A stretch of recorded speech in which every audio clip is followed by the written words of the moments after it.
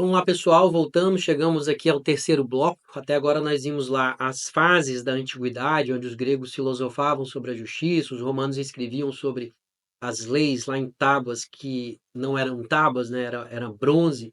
Agora nós vamos entrar num marco aqui que mudou a forma como nós vemos hoje e víamos os direitos humanos, que é o cristianismo. Naquela época, basicamente, para uma pessoa ter valor, ela precisava ser alguém ali.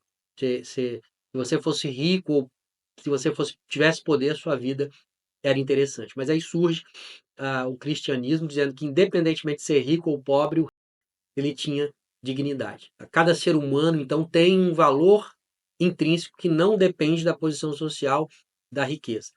Vamos lá na Bíblia ver um exemplo disso. Vem comigo aqui na tela. Daí vocês podem ver aqui no slide que eu trouxe para vocês.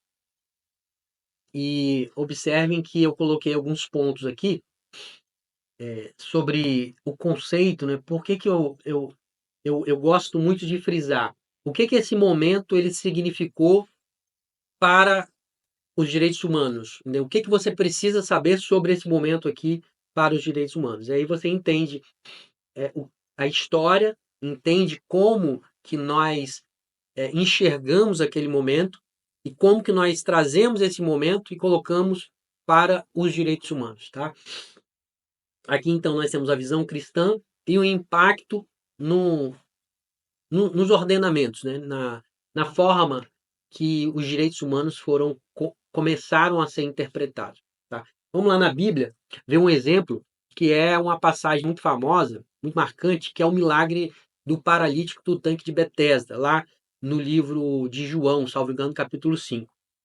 Jesus, ele cura um homem ali que era paralítico há 38 anos. Esse cara estava ali excluído junto com outras pessoas, estava à margem da sociedade. Só que Jesus, sem fazer distinção alguma ali entre essas pessoas e os fariseus, entre qualquer um, ele vai, pergunta o camarada que está ali há muito tempo junto com o outro, você quer ser curado?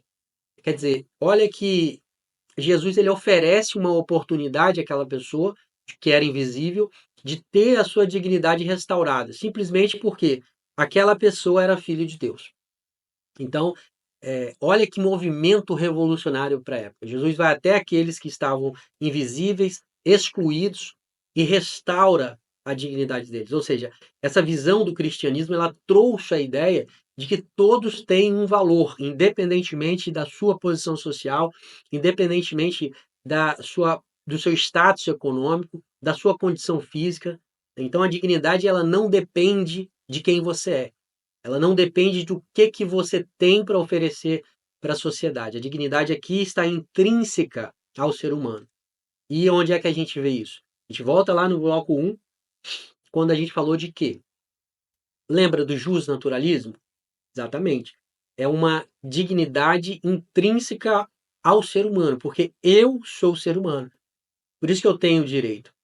Não é porque o Estado disse que eu tenho esse direito. Simplesmente porque, naquela época, na visão do cristianismo, é porque você é um ser criado à semelhança, à imagem e semelhança de Deus. Tá? Por isso é que todos, sem exceção, merecem ser tratados com respeito, com humanidade, com dignidade. Um outro exemplo marcante é o momento ali em que Jesus ele cura um leproso, uma pessoa que também precisava ficar afastada das outras.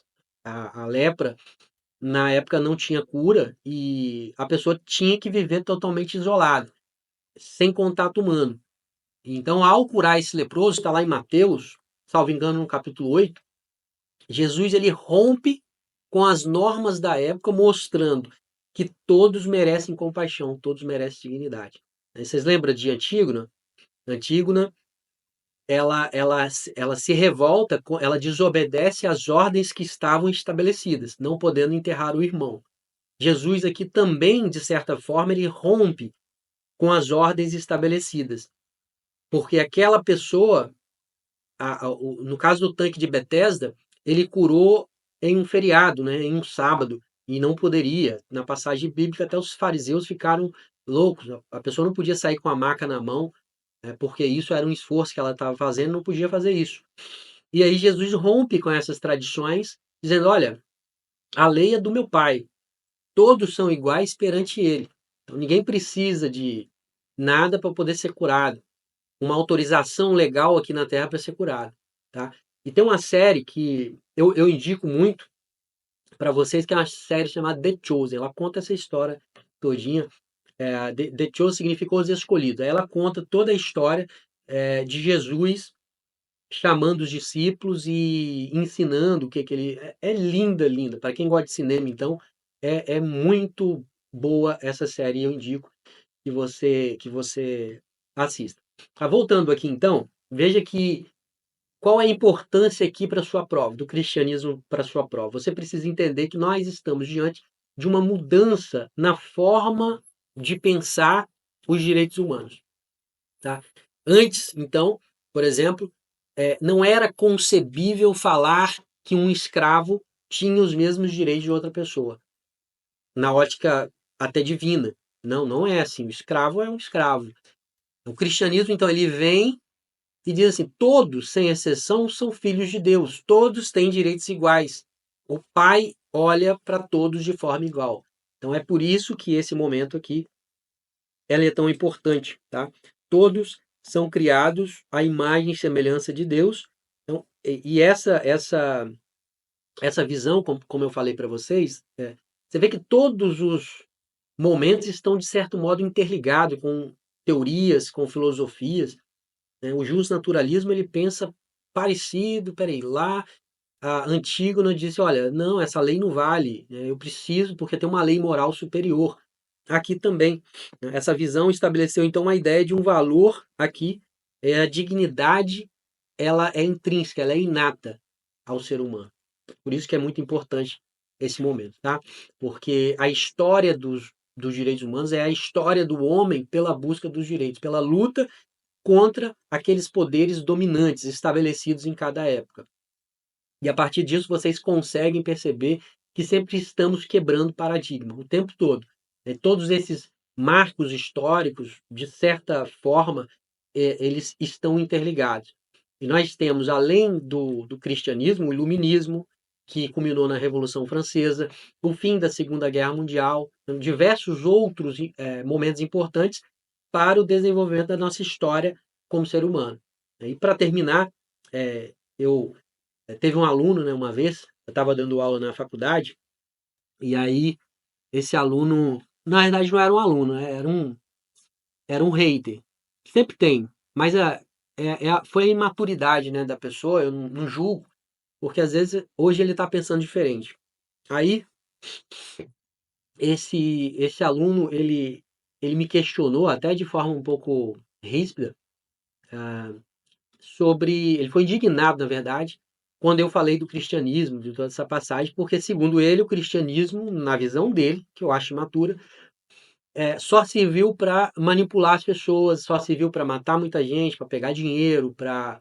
E aí ele falou até hoje, por conta de pastores, enfim. Ele falou que serviu para manipular, para matar por conta das cruzadas, Inquisição, citou um monte de argumento. E daí eu tentei explicar de forma educada, claro, a gente tem que ser educado, porque eu estou aqui na condição de professor tentando passar uma matéria para vocês que às vezes, causa desconforto, né, discordâncias. Mas educadamente, eu disse, olha, eu entendo, e aí eu falo para vocês também, né, que esse momento, esse tema, ele é delicado, ele é um tema que ele desperta, de certo modo, emoções. Tá? E realmente, ao longo da história, houve ali momentos que o cristianismo ele foi usado de forma equivocada, como nas cruzadas ali, na Inquisição, ninguém nega. Tá? Mas é importante a gente tentar aqui enxergar que esses eventos eles refletem uma posição humana, tá? Uma ação de pessoas, ação de instituições, e não necessariamente o ensinamento ali de Jesus. Tá? Então, o que a gente estava falando aqui na aula, especialmente ao trazer os exemplos lá, como o do tanque de Betesda, é sobre uma mensagem central do cristianismo, que é aquela que fala de amor ao próximo, compaixão, dignidade, o valor de cada ser humano. tá bom? Então a mensagem de Jesus, ela foi uma mensagem de inclusão, de olhar para aqueles que estavam à margem da sociedade e dizer o seguinte, olha, essas pessoas têm igual valor diante de Deus, tá? E isso é algo que influencia até hoje muitos dos princípios dos direitos humanos que nós discutimos, tá bom? Então, faz parte aqui da nossa formação debater os temas aqui com calma, claro, entendendo os erros do passado. E no fim das contas, a ideia é que a gente se abra para novas perspectivas, enriqueça o nosso entendimento, tá bom? Então, a gente fica por aqui com essa aula. Entenda que esse momento foi um momento importante. Se cair na sua prova, pode ficar tranquilo e marcar, tá? Vamos terminar o bloco. A gente volta no quarto bloco, tratando também de um tema essencial nessa construção dos direitos humanos até chegarmos aos dias de hoje. Até lá.